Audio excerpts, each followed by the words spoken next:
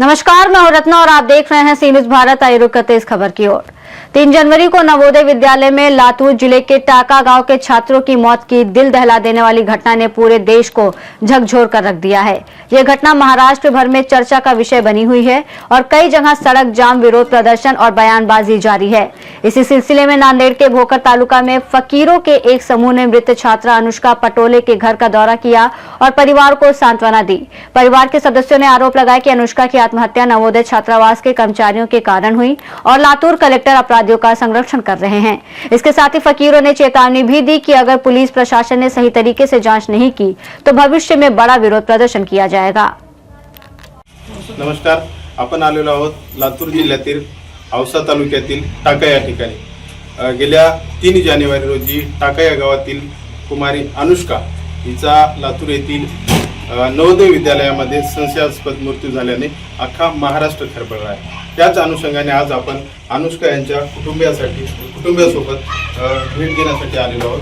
त्याच्यामध्ये नांदेड जिल्ह्यामधून काही भोकर तालुक्याचे काही कार्यकर्ते देखील आहेत। नेमकं काय प्रकरण आहे, आपण अनुष्काची काही नातेवाईक आपल्यासोबत आहेत। अनुष्काच्या नातेवाईकांना आपण विचारतो नेमकं काय झालं। तर काय सांगाल आपण अनुष्काच्या नातेवाईका 3 जानेवारी सावित्रीबाई यांची जयंती आणि तुमच्या घराची सावित्री झाली, काय वाटतं, काय नेमकं काय प्रकार आहे आणि काय वेदना आहे? सर, त्यांनी अनुष्काला ना जे असं फाशीचं जे दाखवले ते फाशी नाहीये।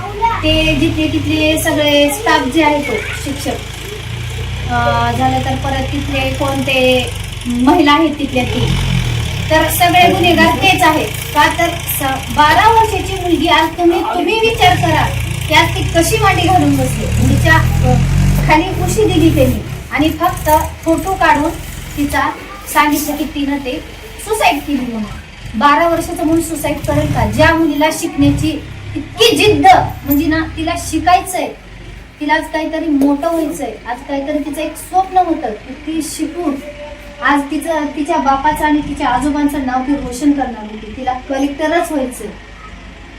तुम्ही म्हणताय तिला कलेक्टर व्हायचं होतं आणि या जिल्ह्याच्या कलेक्टर सुद्धा एक महिला अधिकारी आहेत।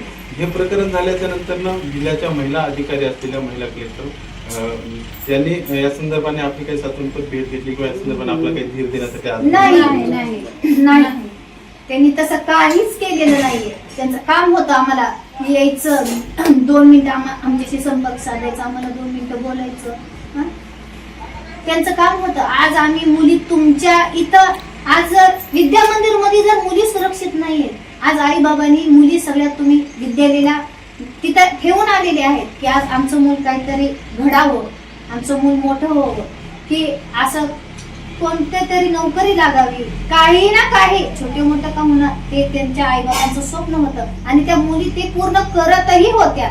जर तुम्ही असा जर प्रसंग जर घडवत असाल तुमच्या स्कूलमध्ये तर मुली शाळेमध्ये कशा घालायचं? अनुष्काच्या जाण्याने कुठेतरी आई वडिलांच्या आशेचा किरण मावळल्याच्या वेदना या ठिकाणी त्यांच्या नातेवाईकांनी व्यक्त केलेल्या आहेत। या ठिकाणी भोकर तालुक्यातून काही सामाजिक कार्यकर्ते आपल्या सोबत आलेले आहेत। दादा, काय सांगाल, आपण या ठिकाणी नांदेड जिल्ह्यामधून या ठिकाणी आलात अनुष्काच्या घरी भेट देण्यासाठी, काय महाराष्ट्रभरामध्ये आणि आपल्या जिल्ह्यामध्ये काय परिस्थिती आहे, भविष्यामध्ये आपल्या समाजाच्या वतीने काय आंदोलन उभारलं जाणार आहे? गेल्या 3 जानेवारीला नागपूर येथील नवोदय विद्यालयामध्ये जे काही घटना झालेली आहे, अनुष्का पटोले विद्यार्थी अतिशय वेदनादायी आणि निर्दयी म्हणावं लागेल।